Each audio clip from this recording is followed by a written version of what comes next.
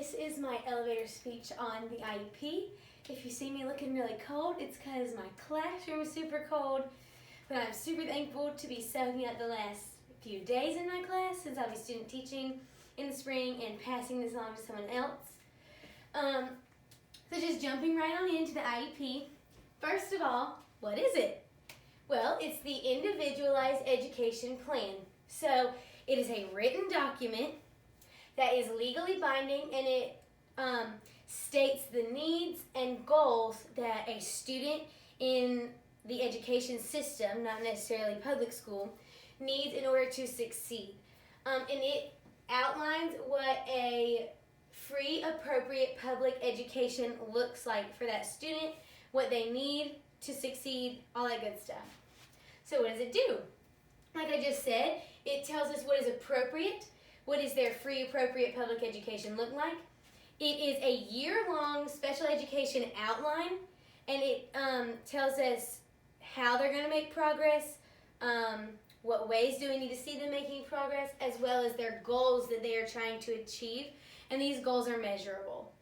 And last, it is a communication tool between the parents and the teachers about what accommodations they need, what modifications do they need, what parts of their disability hinder them from succeeding, and how can we help them, give them the tools that they need to do so. So who needs this? It's students in the education system, ages 3 to 21. If you're under the age of 3, you get a family education plan.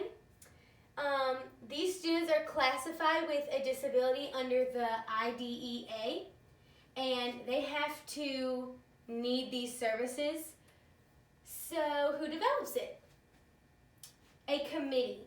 So who is on this committee? Well, every committee is going to be different based on the student's needs. The IEP as a whole is needs-based. No IEP is going to be the same as anyone else's. It's kind of like a snowflake because every student is an individual, and all of those students have different needs. They might have the same disability. They might have some of the same goals, but there might be very small things that differentiate them from one another. So some of the examples of people who could be on the committee are parents, a special education teacher, a general education teacher, a psychologist, an OT, a PT, an outside representative, an administrator. Those are just some of the examples. But like I said, it's going to be different based on the student needs. If the student has a physical disability, for example, a physical education teacher could be in there to discuss the modifications and accommodations that are specifically going to affect their physical education. And there are 17 steps to develop this IEP. I'm not going to read them all. But I am going to talk to you about all of the IEP sections. So after all 17 steps have been checked off the list, talked over by the student if they are older, several high school students sit in on their own IEP meetings and transition plans. So the student might be involved in that. Definitely the parents, a general education teacher if needed, a special education teacher. After all those 17 steps have been checked off, there are several sections of the physical document that have to be filled in. So one is the identifying information of that individual. So some things that can be listed right there are their demographics and special factors that cause consideration for special education for them.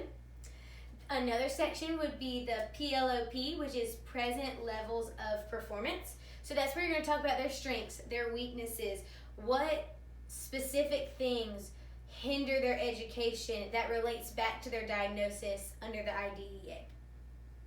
And under this section is also where you'll talk about what the parents have said or guardians have said about their present levels of performance in the home or other things that they've noticed. You're also going to have measurable goals that are annual, so they are reviewed every single year. And you're also going to have short-term objectives and benchmarks that are clearly written out. There is no confusion because the language has to be clear on an individualized education plan. There is no room for a special education teacher to miscommunicate, mistype, anything like that. The language has to be very, very, very specific and able to be understood by the parents or the guardians. You're also going to report progress to parents. How often are you going to do that? How are you going to do that? You have to outline that in the IEP. There's also a section where you outline the accommodations. So what tools are you going to give the student to bring them to an equal playing field? Or modifications. How are you going to change the curriculum to bring them to an equal playing field? You're going to outline that in written language. You're going to say their normal school year's service.